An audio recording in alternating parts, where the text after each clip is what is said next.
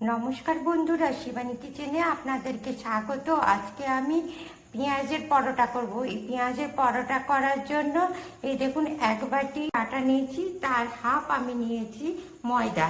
চলুন প্রথমে এটাকে আমি মাখিয়ে নিই। বন্ধুরা, একটা জায়গা নিয়েছি, এবার এর মধ্যে এক বাটি আটা দিয়ে দিলাম, ছোট বাটির এক বাটি ময়দা দিলাম, লবণ দিলাম, দিয়ে প্রথমে এটাকে আমি ভালো করে মাখিয়ে নেব। দেখুন এই চামচের এক চামচ তেল, 2 চামচ তেল দিলাম, এটাকে আমি ভালো করে মাখিয়ে নিচ্ছি। দেখুন মধ্যে 1 চামচ আজওয়াইন দিয়ে দিলাম, এই দেখুন, দিয়ে এটাকে ভালো করে একটু মাখিয়ে নিচ্ছি।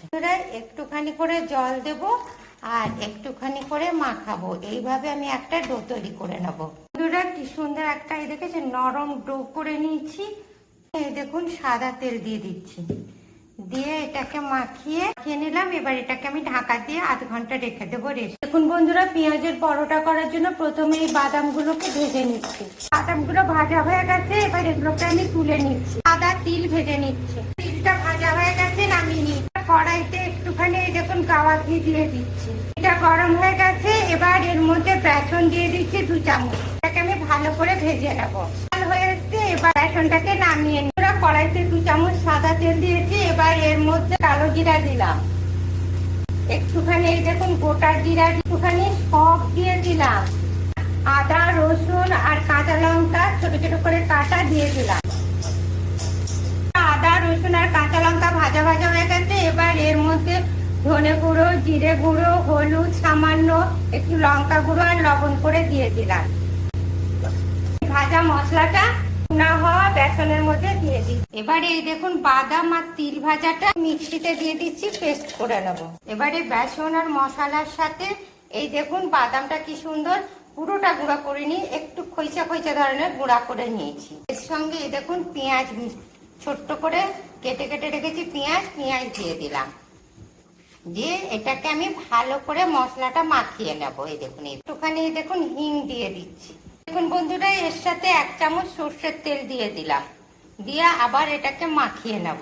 পেঁয়াজ পরোটার পেঁয়াজের মশলাটা হয়ে গেছে, দেখেছেন কিরকম ঝুরঝুরে হয়েছে। এবার চলুন আমরা পরোটাটা বেলে নেব। ওটা কি সুন্দর হয়েছে, একটু মুছে নেবো। এই দেখুন বন্ধুরা, লেইগুলো কেটে নিয়েছি। প্রথমে ওখানে ময়দা দিলাম আর লেইটা দিলাম, দিয়ে দেখুন এইভাবে আমি রুটিগুলো প্রত্যেকটা বেলে সুন্দর রুটিটা বেলা হয়েছে, রুটিটা বেলে নিয়েছি। এবার এর মধ্যে একটুখানি গাওয়া ঘি দিয়ে দিচ্ছি, দেখুন, দিয়ে এটাকে এভাবে মাখিয়ে নেব।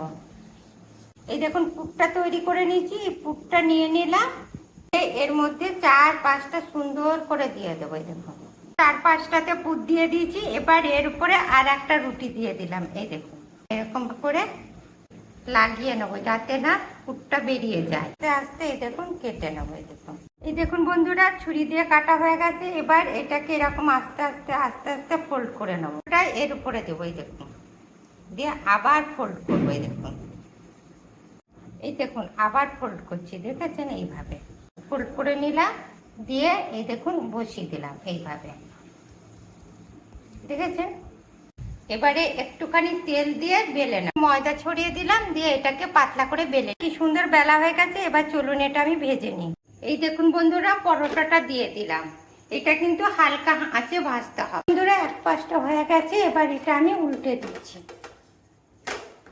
ঠিক আছে, পরোটাটা ভাজা হয়ে গেছে। এবার এর উপরে সাদা তেল দিয়ে দিচ্ছি, দেখুন, নামিয়ে নিচ্ছে। দেখুন কি সুন্দর ভাজা হয়ে গেছে। এই দেখুন বন্ধুরা, কি সুন্দর রাজস্থানের বিখ্যাত পেঁয়াজ পরোটা হয়ে গেছে। আপনারাও ঠিক এইভাবে পেঁয়াজ পরোটা করবেন, দেখবেন দারুণ খেতে লাগবে।